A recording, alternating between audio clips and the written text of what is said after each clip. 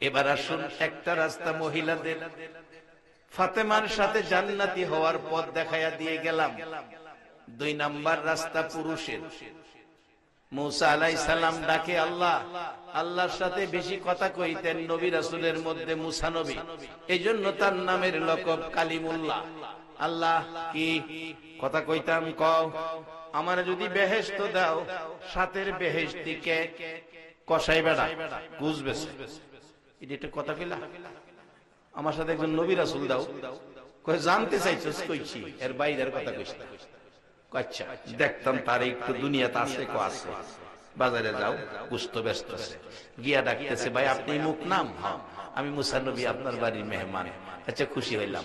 গোস্ত বিক্রি করতে গিয়া কয়েক টুকরা গোস্ত ভালো দিকে রাখছে, রাইখা চলেন হুজুর বিক্রি শেষ, বাড়িতে যাই, মেহমানদারি করব। বাংলা ঘরে মুসা নবীরে বসাইয়া বাড়ির ভিতরে গেছে। বুড়া একটা মা আছিল, বুড়া বুড়া মা, চোখে দেখে না, অসুস্থ বুড়া। মারে দুলনার মধ্যে, আগে আসিন ফুল চান, ফুল চান, অন্তর ফুল চান কইলে ওহনের গোলাপান চিনতই না। দুলনার মধ্যে শোয়া বাজারে যাইতো। এবার রান্না বাড়া করছে, রুটি বানাইছে, গরম পানি করে মারে কুলকিরে নামাইছে, কুলে বসাইয়া মারে হাত মুখ ধোয়া রুটি গুস্ত খাওয়াইয়া মুখ মুইসা আবার দুলনাথ শোয়াইছে, শোয়াইয়া গেছে মুসা নবীর খেদমতে রান্না বাড়ার খাবার মুসা নবীরে খাওয়াইবো। এদিক দা মা দুলনায় শুয়া শুয়া ডাহে, আল্লাহ আল্লাহ রে, তুমি না মার দোয়া কবুল করো, আমি মা হইয়া দোয়া করছি, আমার সন্তানকে মুসা নবীর সাথে জান্নাতি বানায়া দিও। মুসা আলাইহিস সালাম শুইনা কয়, ভাই এদিকে আইন, খাউন লাগতো না, পাইলেছি খবর। যিনি দোয়াটা করলো ইনি কে? ইনি আমার গর্ভধার, ইনি মা, আমার মা। ভাই আর খাউন লাগতো না, মায়ের দোয়ার বরকতে, মার খেদমত, মা খেদমতে খুশি হইয়া দোয়া করেছে, সেই দোয়ার বরকতে মুসা নবীর সাথে জান্নাতি তুমি হয়ে গেছে। এই কথাগুলো মনে রাখবেন, এই আশা ব্যক্ত করে আমি আমার আলোচনা এখানে শেষ করে দিলাম। ও আখিরি দাওয়ানা আনিল হামদুলিল্লাহি রাব্বিল আলামিন। আসুন দোয়া করি। আল্লাহুম্মা আমিন। মাগো মেয়ে লোকেরা হাত বাড়াও, মা দোয়া শুরু হয়ে গেছে। 11তম মাহফিল বিদায় হয়ে যাইতেছে। মা হায়াতে থাকলে আবার 12তম মাহফিলে শরীক হইবে। রব্বানা যালামনা আনফুসানা ওয়া ইল্লাম তাগফির লানা ওয়া তারহামনা লানাকুনান্না মিনাল খাসিরিন। রব্বিরহামহুমা কামা রব্বায়ানি সগীরা। রব্বিরহামহুমা কামা রব্বায়ানি সগীরা। রব্বুল আলামিন, ও মায়ার আল্লাহ, দয়ার আল্লাহ, রাত্র 1টা পার হইয়া গেছে রে মাবুদ। নবীর আগমনের মাসে নবীর উম্মতেরা আরামের ঘুম হারাম করে কোরআন সুন্নাহর মাজলিসে বসে এ রাত পার করে যারা হাত বাড়াইছে, মাবুদ খালি হাত বাড়ায় নাই, দুরুদ ও সালাম মদিনা পাঠাইছে রে আল্লাহ। আমাদের দুরুদ ও সালাম গুলো পাখির মতো উড়াইয়া উড়াইয়া দয়ার নবী মায়ার নবীর কদম মোবারকে পৌঁছাইয়া দাও। এ আল্লাহ দুরুদ ও সালাম উসিলা করে, আজকের মাহফিল উসিলা করে আমরা যারা হাত বাড়াইছি, আমাদের জানা অজানা সবগুলো গুনাহ তুমি মাফ করে দাও। মাবুদ আমরা গুনাহগার, আমরা গুনাহগার, তুমি গাফফার, আমরা গুনাহ করি, তুমি মাফ করো। আল্লাহ রে, এই গভীর রাত্রে হাত বাড়াইছে জীবনের গুনাহগুলি মাপ পাওয়ার আশা। দুনিয়ায় দেখছি সন্তান অপরাধ করলে মার কাছে ক্ষমা চাইলে মা ক্ষমা করে দেয়, অপরাধ করলে বাবার কাছে ক্ষমা চাইলে ক্ষমা করে দেয়। তোমার 99 ভাগ মায়া আমরা অপরাধী রে আল্লাহ। মেয়ে বুঝি না, পুরুষ বুঝি না, যুবক বুঝি না, বুড়া বুঝি না, নেককার বুঝি না, গুনাহগার বুঝি না।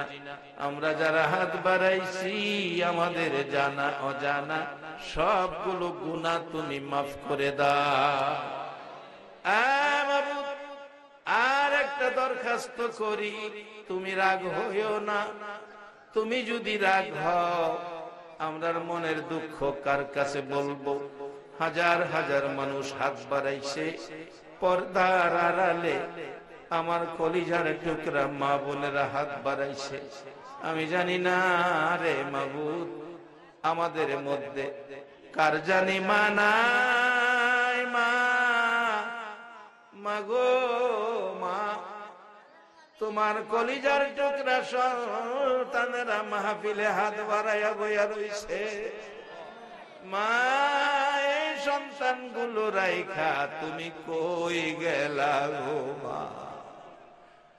মা, মাগো, পুষ মাঘ মায়া শীতের মধ্যে তুমি মা প্রস্রাবের ভিজা জায়গায় শুইয়া ঘুমাইছো, সন্তানের শুকনা জায়গায় রাখছো। মা, কই গেলা গো এ আদুরের সন্তান ফালাইয়া? বাবা, বাবা গো, ও বাবা, জীবনে কত কষ্ট করেছো সন্তানের জন্য গো বাবা।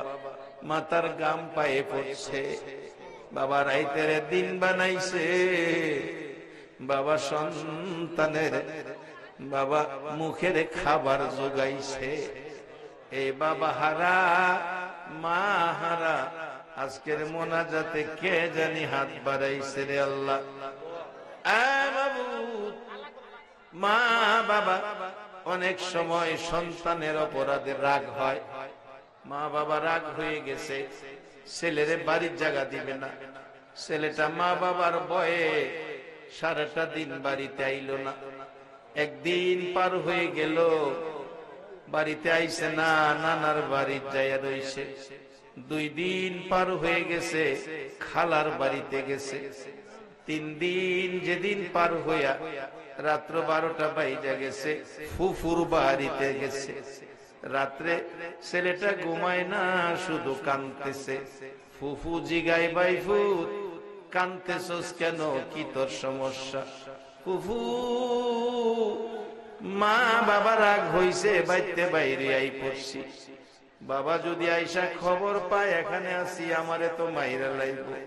ফুফু কয়, ভয় পাইস না, আয় তোরে রাত্রেই বাড়িতে লইয়া যাই। ফুফু বাইফুতেরে লইয়া রাত্র 12টায় বাড়ির দিকে রওনা করছে। বাড়ির কাছাকাছি যাইয়া দেখে বাবা রাস্তায় দাঁড়ায়া পাগলের মতো কাঁদতেছে। কই রে আমার কলিজার টুকরা সন্তান, 3টা দিন ধরে তোরে দেখি না। বাবা পাগলের মতো কাঁদে, 3 দিন সন্তান দেখে না বিধান। ছেলেটারে পাইয়া বাবা একটা চিৎকার মারছে, আয় আমার মুখে আয়, আয় বাড়িতে যাই, যাইয়া দেখ তোর মার অবস্থা কি। ঘরের দরজার কাছাকাছি গেলে মায়ের নাকে সন্তানের গন্ধ লাইগা গেছে। মা বিছানার মধ্যে শুয়া রইছে, কানতে কানতে জামা কাপড় বিছানা বিছতেছে। সন্তানের গন্ধ নাকে লাগছে। রাত্র 12টায় বিছানা থেকে উইটা একটা চিৎকার মারছে, আমার বাবার গন্ধ লাগতেছে। ছেলের বাবা কয়, বিবি গো উইটা আয়, দেখা যায় গো আপনার বাবা আইছে। মা দৌড়ায় এসে সন্তানের বুকে জড়াইয়া 2 গালে চুমায়া চুমায়া কান্দে আর ডাকে, 3টা দিন কইছিলি বাবা, কি খাইলি, কইছিলি, কই ঘুমাইলি? আমি মা 3 দিন পর্যন্ত ঘুমাইছি না, 3 দিন পর্যন্ত পানিটাও খাইছি না রে বাবা। একটু মায়া মা বাবারে দিছ। মা বাবা সন্তানের এত মায়া করে রে আল্লাহ। তোমার মায়ার দুয়ারে হাত বাড়াইছি, এই দরুদি মা বাবা যার কবরে চলে গেছে, মারে কবরে শুয়াইয়া যারা আজকের মোনাজাতে হাত বাড়াইছে, বাবারে কবরে শুয়াইয়া যারা আজকের মোনাজাতে হাত বাড়াইছে, মাবুদ আমার মা বাবা সহ সকলের কবর জান্নাতের বাগান বানাইয়া দাও। মা বাবা যার দুনিয়াতে আছে হায়াত বাড়িয়ে দাও। মা বাবা কেমন জিনিস বুঝার তৌফিক ছেলে মেয়েদেরকে দান করে দাও। ইয়া আল্লাহ, খাস করে আজকের এই যুব সমাজ মাহফিলের আয়োজন করেছে, এই মিলাদুন নবীর মাহফিলে, এই রবিউল আউয়াল মাসে যারা আয়োজন করেছে তাদের বংশধর মাই মুরব্বী যারা কবরে, সকলের কবর জান্নাতের বাগান বানাইয়া দাও। ইয়া আল্লাহ, খাস করে আমাদের মধ্যে যারা নামাজি নামাজ কবুল করে লাও, যারা নামাজ পড়ে না নামাজের বুঝদান করে দাও। আল্লাহ, যারা ব্যবসা করে ব্যবসায় বরকত দাও, যারা বিমারি তোমার কুদরতি চিকিৎসায় শেফা করে দাও। ইয়া আল্লাহ, খাস করে আল্লাহ যারা বিদেশ থাকে, অনেক বিদেশিরা প্রবাসীরা সহযোগিতা করে মাহফিলে, আল্লাহ সকল বিদেশিদেরকে যেই যেই দেশে থাকে তুমি সহি সালামতে রাইখো রে আল্লাহ, রুজি রোজগারে বরকত লাগাইয়া দিও রে আল্লাহ। এ আল্লাহ, আমার মা বোনদেরকে রাবিয়া বসরির মতো বানাইয়া দাও, যুবকদেরকে ইমাম হাসাইন হুসাইনের মতো নবীর আশেক বানাইয়া দাও, সাদা দাড়িওয়ালা মুরব্বিগণকে আবু বকর সিদ্দিকের মতো নবীর পাগল বানাইয়া দাও, আলেম ওলামাদেরকে নাইবে নবী হিসাবে কবুল করে লও।